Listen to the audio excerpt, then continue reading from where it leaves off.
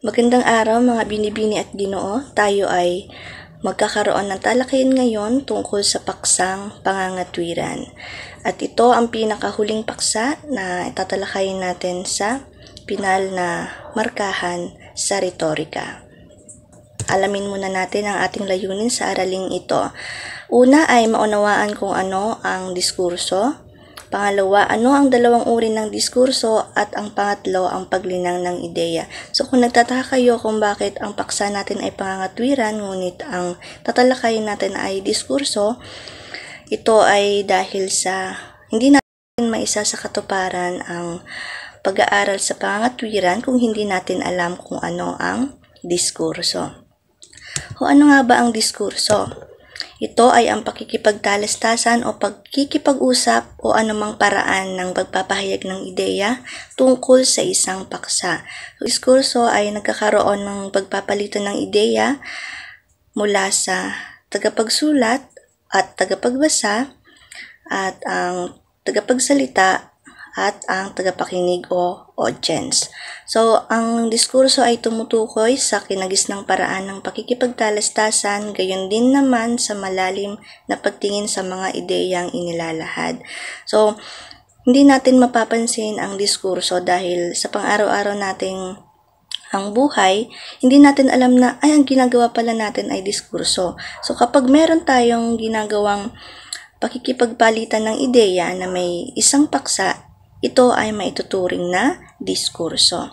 Ang diskurso ay ang gamit sa paggamit ng wika bilang paraan ng pagpapahatid ng mensahe.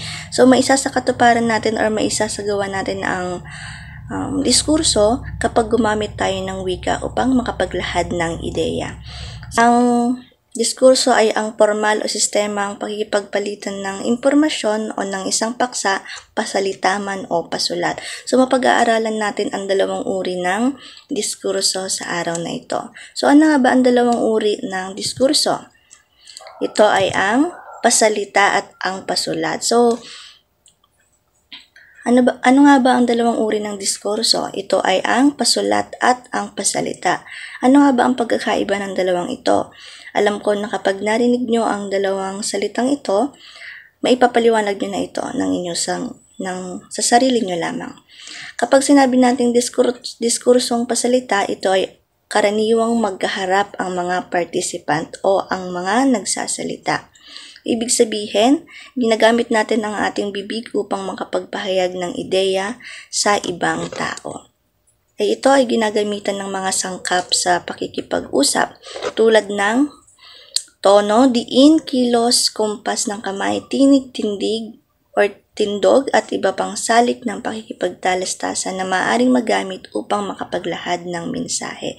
So, kung hindi kayo masyadong nalilinawan sa salitang ito or pasalitang uri ng diskurso, ito ay ang ginagawa ng mga nagtatalumpati sa harap ng entablado.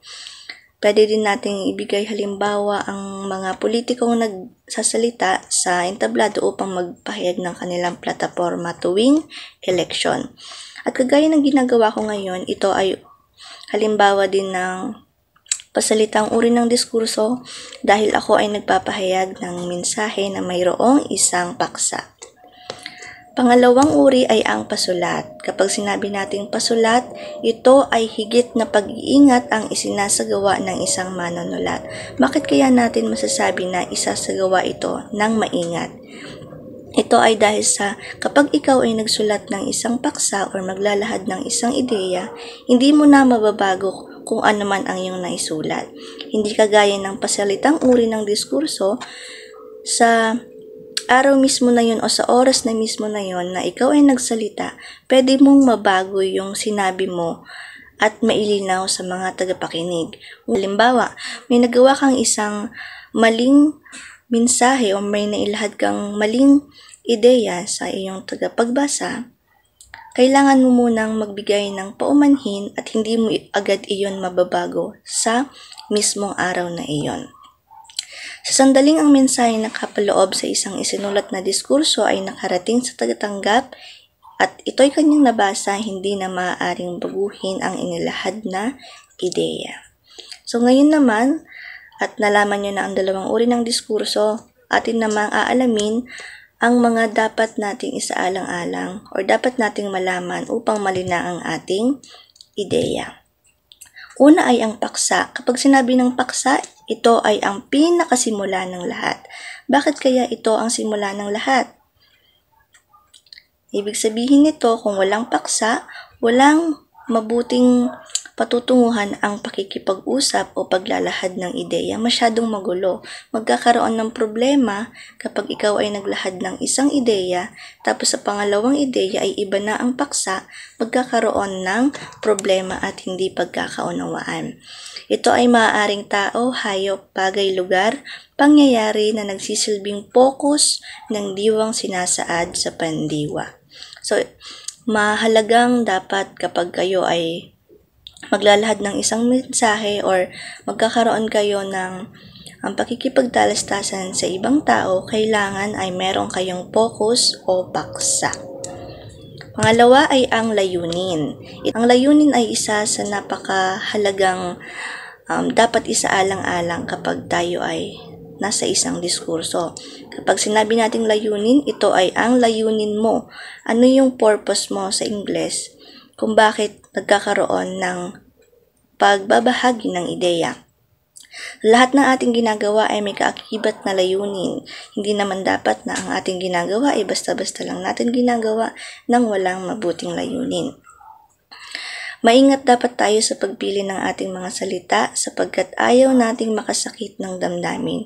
Yan ang pinakauna sa ating dapat gawin na hindi makasakit ng damdamin ng ibang tao kapag tayo ay nakikipagtalastasan o nagbabahagi ng ideya. Pangatlo ay pagsasawikan ng ideya.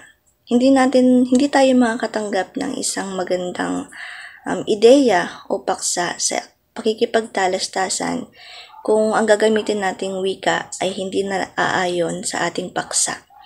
Ang mahalagang kasangkapan dito ay ang natutunan sa wika. Dapat lahat ng mga natutunan mo na maaari mong gamitin sa paglalahad ng ideya ay gamitin mo ito ng nararapat at ayon sa paksa.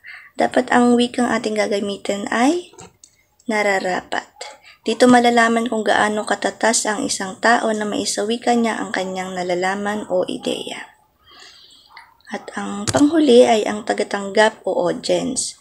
Hindi magiging maayos ang pagkikipagtalastasan kung ang tagatanggap o audience ay hindi nakakatanggap ng ideya. Kailangan nating isaalang-alang ang mga tagapakinig, tagapagbasa o audience na nakikinig at nagbabasa sa ating inilalahad na ideya upang lubos nating makuha ang atensyon nila at malaman kung ano pa nga ba ang mga dapat nilang malaman sa ating mga sinasabing o inilalahad na ideya. Sa proseso ng pagkikipagtalastasan, pasulat man o pasalita, ay may dalawa o higit pang sangkot. Ito na ang tinatawag nating audience. Hindi natin masasabing diskurso kapag wala ang tagatanggap o audience.